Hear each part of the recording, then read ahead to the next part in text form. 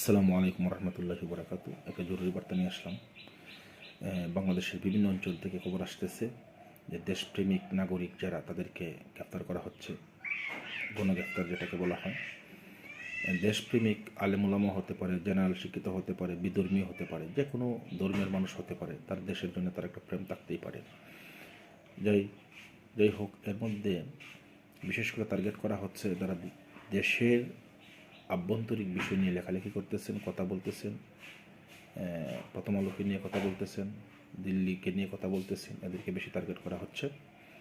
যার দরুন আমাদের উচিত হলো, যদি কেউ আমাকে ধরতে আসে, অ্যারেস্ট করতে আসে, আমি প্রথম পরিচয় জানব।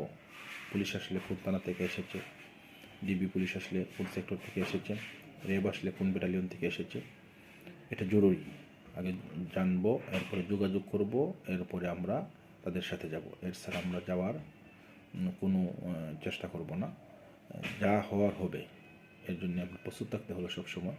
আমাকে যে কোনো জায়গায় অ্যাটাক করতে পারে, আমি আশপাশের মানুষকে ডাকবো এবং জরুরি হলো তাদের আমরা পরিচয় জানবো। কারণ আপনার দেশ নিয়ে কথা বলবেন, আপনি নিরাপদে থাকবেন এই দেশে, এটা কোনো সময় চাইবে না। এটা কুচুকরি মহল, যার দরুন আমাদের বিশেষ করে সুশীল সমাজ, দেশপ্রেমিক, আলেমুলামা সহ সবাইকে টার্গেট করা হয়েছে। একে একে অনেককে পাকড়াও করা হবে, ধরা হবে, দীর্ঘদিনের জন্যে জেল দেওয়া হবে বা গুম করা হবে। জেল দিলে তো এটা নিশ্চিত থাকবে কোন জেলে আছে, বা তার একটা বিচারের আওতাধীন প্রক্রিয়া করা যাবে। কিন্তু গুম করা হলে তো তাকে আর খুঁজে পাওয়া যাবে না। যার দরুন আমাদেরকে যদি ধরতে আসে, আমাদের করণীয় যেগুলা, আমরা পুলিশের আসলে কোন থানা থেকে এসেছে, মানে অবশ্যই ওসির সাথে আমরা যোগাযোগ করবো, তারা নাম্বার দিবে, আমরা ডকুমেন্টগুলো দেখব।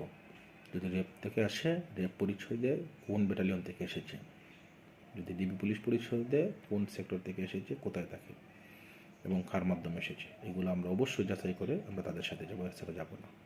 এই জরুরি বার্তাটা আমরা বেশি বেশি শেয়ার করি। ইনশাল্লাহ সবাই এগুলো জিনিস সতর্ক থাকবেন।